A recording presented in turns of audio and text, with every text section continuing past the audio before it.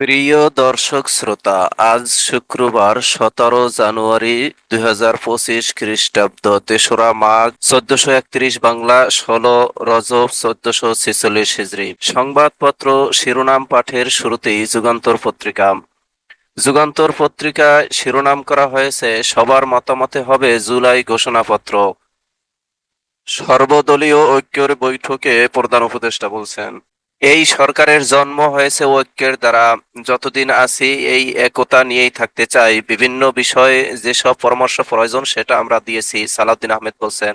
70,000 কোটি টাকা লোপাট, ইসলামী ব্যাংকে নামে বেনামে ঋণ হাতিয়ে নিয়েছে এসাইলাম গ্রুপ, যার মধ্যে নিলামি ঋণ 17,000 কোটি, খেলাপি প্রায় 3,000 কোটি, বাকিটা খেলাপি হওয়ার পথে।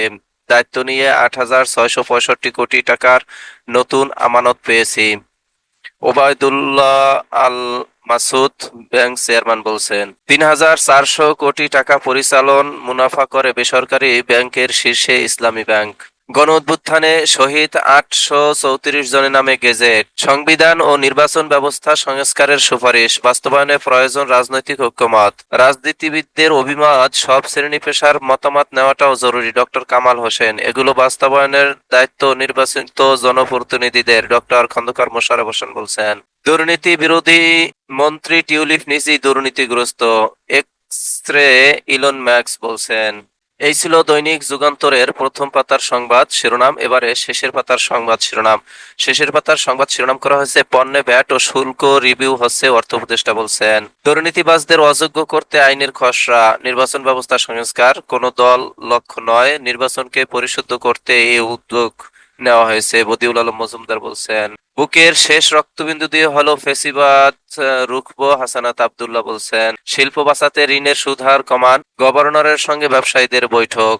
মূল্যস্ফীতি কমলে ঋণের সুদ হার কমানো হবে, খেলাপি ঋণের আন্তর্জাতিক মানের সংজ্ঞার বাস্তবায়ন পিছিয়ে দেওয়ার বিষয়টি বিবেচনা করা হচ্ছে। বাজারে ডলারের দাম স্থিতিশীল রয়েছে এবং আগামী দিনেও থাকবে।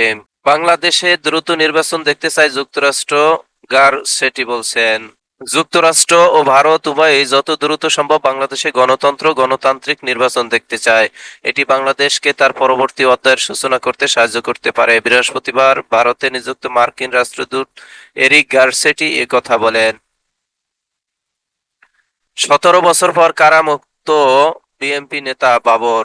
কারামুক্তির পর বৃহস্পতিবার নেতাকর্মীদের মাঝে সাবেক স্বরাষ্ট্র প্রতিমন্ত্রী লুৎফুজ্জামান বাবর। পাহাড়ি ছাত্র জনতা মিছিলে পুলিশের লাঠিচার্জ, স্বরাষ্ট্র মন্ত্রণালয় ঘেরাও কর্মসূচি। স্বরাষ্ট্র মন্ত্রণালয় ঘেরাও করতে সচিবালয়ের উদ্দেশ্যে যাওয়া পাহাড়ি ছাত্র জনতার মিছিলে পুলিশের লাঠিচার্জের ঘটনা ঘটেছে। বৃহস্পতিবার দুপুরে মিছিলটি হাইকোর্ট এলাকায় এলে লাঠিচার্জের পাশাপাশি পুলিশ টিয়ারশেল ও জলকামান থেকে পানি নিক্ষেপ করে। এতে অন্তত 7 জন আহত হন। আগস্ট অভ্যুত্থানের তথ্য সংরক্ষণের নির্দেশ ট্রাইব্যুনালের। উত্তরায় মুগ্ধ এবং লক্ষ্মীপুরে জামাত নেতা ফয়েজ হত্যায় অভিযোগ, আসামি শেখ হাসিনা সহ 41 জন। ঘুষের দিকে হাত বাড়ালে তা ভেঙে দেওয়া হবে, ডাক্তার শফিকুর রহমান বলছেন। এইচএমপিভিতে দেশে প্রথম মৃত্যু। দেশে প্রথমবার হিউম্যান মেটানিউমোভাইরাস আক্রান্ত এক নারীর মৃত্যু হয়েছে। বুধবার রাতে রাজধানীর মহাখালী সংক্রামক হাসপাতালে চিকিৎসাধীন অবস্থায় 30 বছর বয়সী সানজিদা আক্তারের মৃত্যু হয়। বৃহস্পতিবার হাসপাতালের তত্ত্বাবধায়ক ডাক্তার আরিফুল বাশার এই তথ্য নিশ্চিত করেছেন। এই ছিল যুগান্তর পত্রিকার সংবাদ শিরোনাম। এবারে ইত্তেফাকের সংবাদ শিরোনাম করা হয়েছে, প্রসঙ্গ জুলাই ঘোষণাপত্র, এতদিন পর ঘোষণাপত্র কেন, প্রশ্ন বিএনপির। প্রয়োজন দেখছে জামাতে ইসলাম। ডক্টর আসিফ নজরুল বলছেন, দলগুলোর মধ্যে দূরত্ব হয়নি, প্রক্রিয়া নিয়ে বিভিন্ন মত এসেছে। সালাউদ্দিন আহমেদ বলেছেন, ঘোষণাপত্র ঘিরে যাতে ফ্যাসিবাদ বিরোধী ঐক্যে ফাটল সৃষ্টি না হয়। মিয়া গোলাম পরোয়ার বলছেন, ঘোষণাপত্র প্রয়োজন, সে বিষয়ে সবাই একমত। ঐক্যবদ্ধ ঘোষণাপত্র করতে না পারলে উদ্দেশ্য ব্যাহত হবে, না হলে এটার দরকারও নাই, প্রধান উপদেষ্টা বলছেন। হামলার প্রতিবাদে আদিবাসী ছাত্র জনতার মিছিলে পুলিশের জলকামান, টিয়ার সেল ও সাউন্ড গ্রেনেড। পুলিশের এক কনস্টেবল ও 6 শিক্ষার্থী আহত, হামলায় জড়িত 2 জন গ্রেপ্তার। মতিঝিলে ক্ষুদ্র নৃগোষ্ঠীর শিক্ষার্থীদের সমাবেশে হামলার ঘটনায় সরকারের নিন্দা, জড়িতদের গ্রেপ্তারের নির্দেশ। প্রতিবাদ জানিয়ে 27 বিশিষ্ট নাগরিকের বিবৃতি। বাংলাদেশে দ্রুত সময়ের মধ্যে গণতন্ত্র প্রতিষ্ঠা নির্বাচন চায় যুক্তরাষ্ট্র। ভারতে নিযুক্ত মার্কিন রাষ্ট্রদূত বলছে 17 বছর পর কারামুক্ত লুৎফুজ্জামান বাবর সরাসরি গেলেন জিয়ার মাজারে, দুই নেতাকে জড়িয়ে ধরে কাঁদলেন। পোশাক ও মিষ্টির উপর ভ্যাট 15 থেকে 10% করার সিদ্ধান্ত। হজযাত্রীদের বিমান টিকিটের উপর আবগারি শুল্ক পুরোপুরি প্রত্যাহার। হোটেল রেস্তোরাঁ খাতে বাড়ছে না ভ্যাট। ই বুকে ভ্যাট অব্যাহত। আইন বাতিলের সিদ্ধান্ত ইসির অধীনেই থাকছে জাতীয় পরিচয়পত্র। অত্যাবশ্যকীয় নিত্যপণ্যে আরোপিত ভ্যাট সংশোধন হচ্ছে, অর্থ উপদেষ্টা বলছেন। ভারত পাকিস্তান থেকে চাল আমদানি সহ 13 প্রস্তাব অনুমোদন। ফজলুল হক হলে যুবককে পিটিয়ে হত্যা, ঢাকা বিশ্ববিদ্যালয়ের 21 ছাত্রের বিরুদ্ধে চার্জশিট। এই ছিল দৈনিক ইত্তেফাকের শিরোনাম। এবারে কালের কণ্ঠ শিরোনাম করা হয়েছে বর্ধিত ভ্যাট বাতিল না হলে কারখানা বন্ধ, রাস্তায় নামবো। সংবাদ সম্মেলনে ব্যবসায়ীদের হুঁশিয়ারি। জুলাই ঘোষণাপত্র তৈরিতে ঐকমত্য। প্রধান উপদেষ্টার সঙ্গে সর্বদলীয় বৈঠক হবে। গণ অভ্যুত্থানের 834 শহীদের গেজেট প্রকাশ হচ্ছে অধিদপ্তরও। ভারত মার্কিন রাষ্ট্রদূত বাংলাদেশে যত দ্রুত সম্ভব গণতন্ত্র চায় ভারত যুক্তরাষ্ট্র। এই ছিল কালের কণ্ঠের শিরোনাম। এবারে সমকাল শিরোনাম করা হয়েছে এজেন্ট আউটলেট এখন ব্যাংক শাখার দ্বিগুণ। এজেন্ট ব্যাংকিং ও আর্থিক অন্তর্ভুক্তি। প্রশ্ন তুলেও বিএনপি রাজি জুলাই ঘোষণাপত্রে।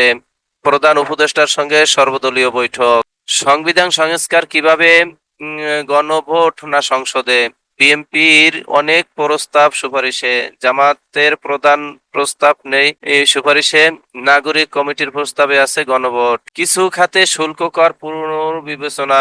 আন্দোলনের মুখে রেস্তোরাঁয় ভ্যাট 5% বহাল, পুনর্বিবেচনা করা হলে মোবাইল ইন্টারনেটে বর্ধিত সম্পর্ক শুল্ক। পোশাক মিষ্টির দোকানে ভ্যাট কমে 10% হতে পারে। এই ছিল সমকালের শিরোনাম। এবারে আজকালের খবর পত্রিকার শিরোনাম করা হয়েছে সর্বদলীয় বৈঠকে প্রধান উপদেষ্টা বলছেন সবার মতামতের ভিত্তিতে জুলাই ঘোষণাপত্র হবে, প্রয়োজনীয়তা নিয়ে প্রশ্ন বিএনপির। আগামী সপ্তাহে সুইজারল্যান্ড যাচ্ছেন প্রধান উপদেষ্টা। গাজায় যুদ্ধবিরতি চুক্তিতে যা যা আছে। রেস্তোরাঁ খাতে ভ্যাট আগের 5% ফিরলো। অত্যাবশ্যকীয় পণ্যের বাড়তি ভ্যাট রিভিউ হচ্ছে, অর্থ উপদেষ্টা বলছেন। জাতীয় পরিচয়পত্র নিবন্ধন আইন 2023 বাতিল। দীর্ঘ 17 বছর পর কারামুক্ত লুৎফুজ্জামান বাবর। জুলাই আগস্টের 834 শহীদের তালিকার গেজেট প্রকাশ। বিটিআরসি ও এনটিএমসি কে জুলাই আগস্টের অভ্যুত্থানের তথ্য সংরক্ষণের নির্দেশ। অবৈধ বালু উত্তোলন বন্ধে অভিযান। নরসিংদীতে ম্যাজিস্ট্রেটকে লক্ষ্য করে গুলি।